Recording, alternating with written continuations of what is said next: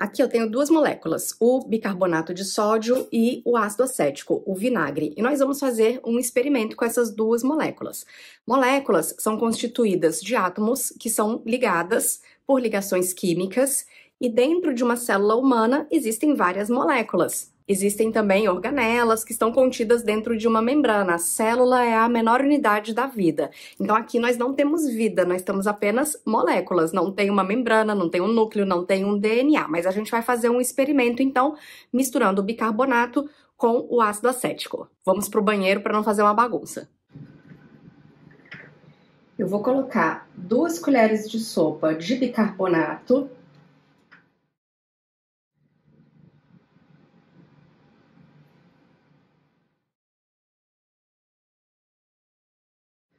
E vou adicionar o ácido acético.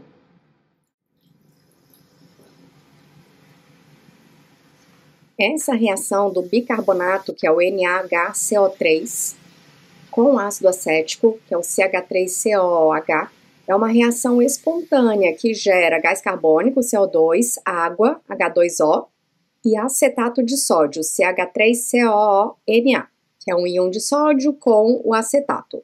Por isso você vai ver que vai sobrar um pó branco cristalino nessa reação, mas não tem cheiro de nada e se você fosse provar teria um leve sabor salgado. E é muito utilizado como preservativo de alimentos. Muito bem, essa reação química, ela ocorre de forma espontânea e ela não gera vida. A origem da vida, aliás, é uma questão bem complexa, que envolve várias etapas químicas e físicas. O hidrogênio foi o primeiro elemento a se formar após o Big Bang, e ele é o mais simples, e foi a base para a formação de todos os outros elementos que existem no universo. Mas para a formação de água, de moléculas orgânicas, de moléculas mais complexas como DNA, como RNA, descargas elétricas dos raios, da radiação solar, foram necessárias para que outros blocos de construção fossem formados, inclusive as células. Porque sem célula não tem vida, nós precisamos de uma célula com uma membrana, nós temos um DNA, um material genético.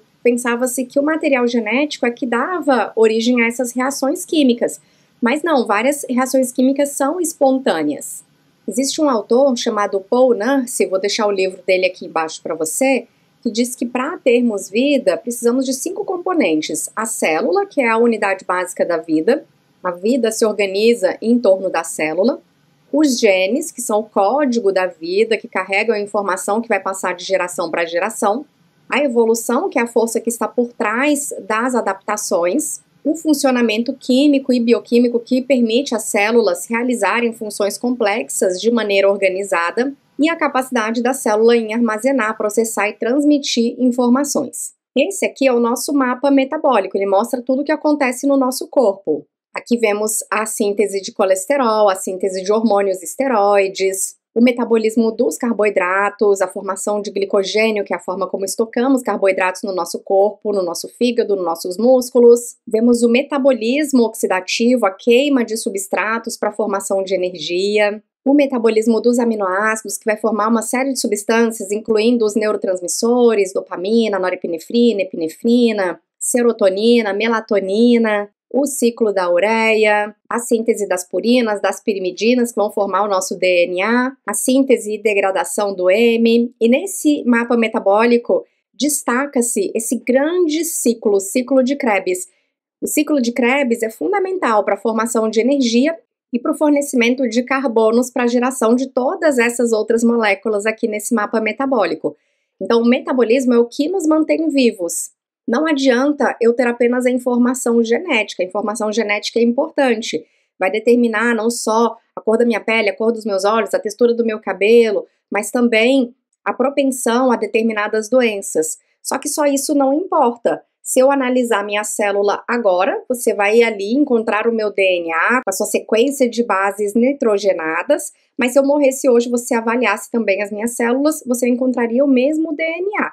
Então, ter DNA e ter essa informação não é suficiente para sustentar a vida. Nós precisamos dessas reações metabólicas acontecendo, dessas contínuas transformações de uma molécula em outra. Então, a bioquímica é justamente o estudo dessas moléculas que parecem simples, mas que governam toda a nossa vida. Os genes não inventaram o metabolismo, foi ao contrário, são essas reações químicas, muitas delas espontâneas, que inventaram tudo que existe. Então esse ciclo, o ciclo de Krebs, gera energia retirando átomos de hidrogênio de esqueletos de carbono dos alimentos, que contêm carboidratos, lipídios, proteínas, e fornecendo esses hidrogênios, os seus elétrons, para o oxigênio.